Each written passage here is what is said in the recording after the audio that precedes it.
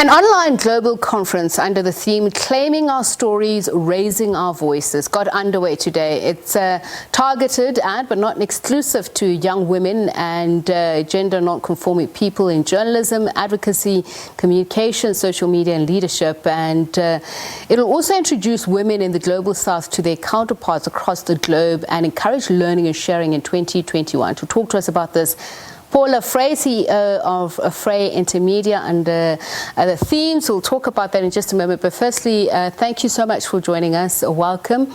Compliments of the season to you as well. I want to talk about one of the themes there, communication and leadership. I know we're talking about a new generation, but I want us to be looking at the top stories at the moment. What can they learn from people like Jackson Mthembu, people who are attending, people who will be learning from, the seminar? So the Global Summit really actually took place today. So over 12 hours. We started at 6 o'clock this morning in China with women from Asia, and then moved across the globe into Africa and then into Latin America, and ended this evening with women from Colombia, Spain, South Africa, and Kenya, just talking about women in leadership. And essentially, we've just spent the whole day going through case studies, going through panel discussions and expert presentations. And really, during the day, when I heard the news of Mr. Mthembu's passing, it gives you a moment to pause and just reflect in terms of what his legacy is. And I think that one of the things that's coming through very strongly, if you look at what people are saying on social media, is his accessibility, his willingness to actually communicate. And I think that the journalists and the communicators and the activists who were on our conference today, for a lot of them, that issue of misinformation thriving in an environment where people don't communicate is a real global concern. And I think particularly the way South Africa has tried to deal with COVID-19, I think the more information we give out there, the better. And just to look at a little bit more of those contemporary themes, especially around COVID-19, what you talk about as a freedom of expression crisis, you are having various panels, as you say. What has come out against that, especially the lessons that are being shared from the global north and global south and south-south?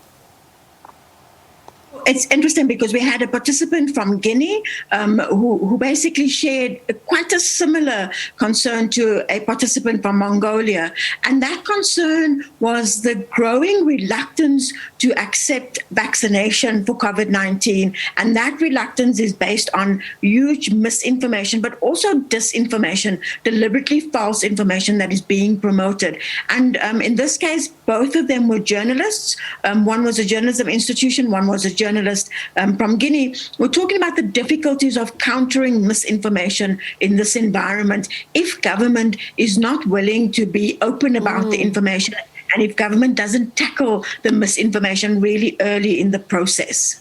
And I want to conjoin two themes here, the digital media space in terms of what you mentioned, how you're using social media for change and new ways of telling our stories. How is that filtered down to journalists and the communities? Because it's a very important thing, as you say, in instance where there isn't information, there's also online bullying as well. It's fascinating, actually, right? In the sense that, so one of the things that came through really strongly is that for legacy media, television, radio, newspapers, to think of social media as competition would be wrong. In fact, in case studies we shared with our own Becca Sisa here in South Africa, and Malaysia Kini in Malaysia, and Frontier Myanmar in Myanmar, the real thing that came out is that there are new formats of storytelling, whether they're the audiogram or which is a much shorter version of the podcast, whether it's infographics, whether it's data visualization. All of these new opportunities to share information are becoming more and more critical.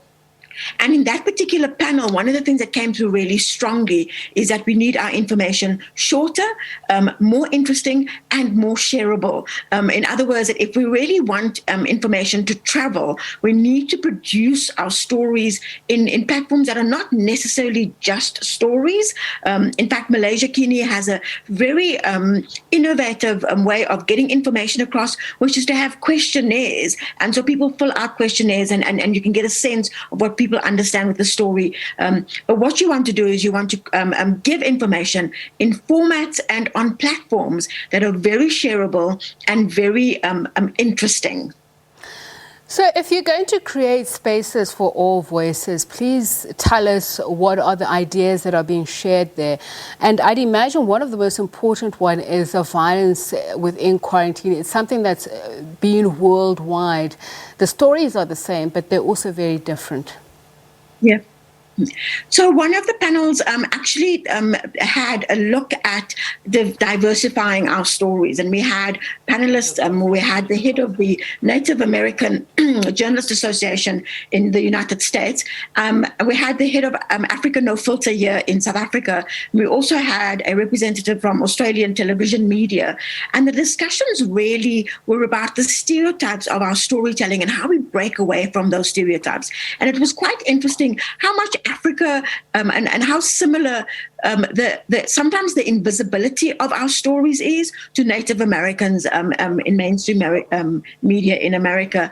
It was also quite interesting to be able to see how sometimes we as Africa replicate tropes about who we are, replicate stereotypes about who we are that are normally disseminated by foreign media. And so we as African journalists also need to be taking a really hard look at the kinds of stories we're writing about the continent, what makes news, what we report about on other African countries, and what we don't report about.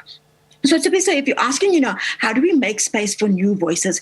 I think one of the things that I have to understand is what's the best way to tell stories in this online environment? Because what we really want to do is to compete with people who don't necessarily hold high the values of verification and ethical storytelling. And so when we're competing with them, we need to make sure that we really are looking at best practices. Okay. I'm sorry, Paula, unfortunately we have run out of time. Conversation worth having extensively. Thank you very much. CEO of Fray Intermediate, Paula Fray, speaking to us about that online global conference, Claiming Our Stories, Raising Our Voices. It began earlier on today.